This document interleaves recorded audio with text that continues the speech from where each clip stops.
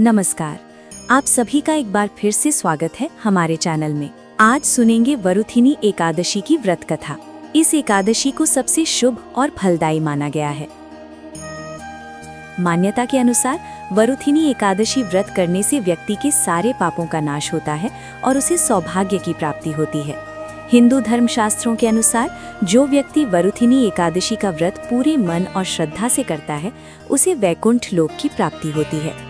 पूरे विधि विधान से वरुथिनी एकादशी करने वाले व्यक्ति के सारे पाप नष्ट हो जाते हैं। आइए सुनते हैं वरुथिनी एकादशी की व्रत कथा।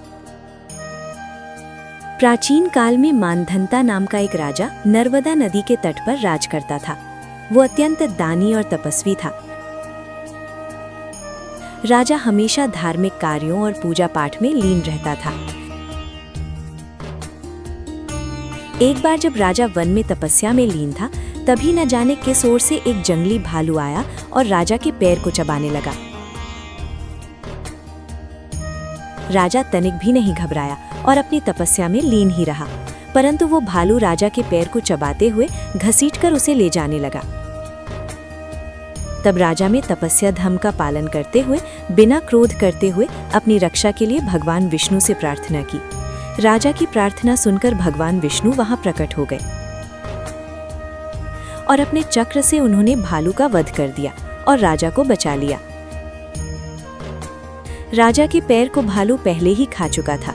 जब राजा ने अपने पैर की हालत देखी तो उसे अत्यंत पीड़ा हुई। वो अपने पैर की हालत देखकर बहुत दुखी हुआ। अपने दुखी भक्त को देखकर भगवान विष्णु ने कहा, हे वत्स, तुम शोक न करो, तुम मथुरा जाओ और वरुथिनी एकादशी का व्रत रखकर मेरे वराह अवतार की मूर्ति की पूजा करो। व्रत के प्रभाव से तुम फिर से संपूर्ण अंगों वाले हो जाओगे।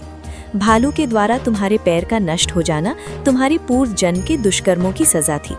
भगवान विष्णु की आज्ञा को तुरंत मानकर राजा मानधन्ता ने मथुरा जाकर पूरी श्रद्धा और लगन से वरुथिनी एकादशी का व्रत किया।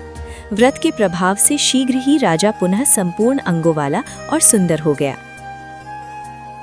तो ये थी वरुथिनी एकादशी की व्रत कथा। वरुथिनी एकादशी के दिन सुबह जल्दी उठकर स्नान करके स्वच्छ वस्त्र धारण करें।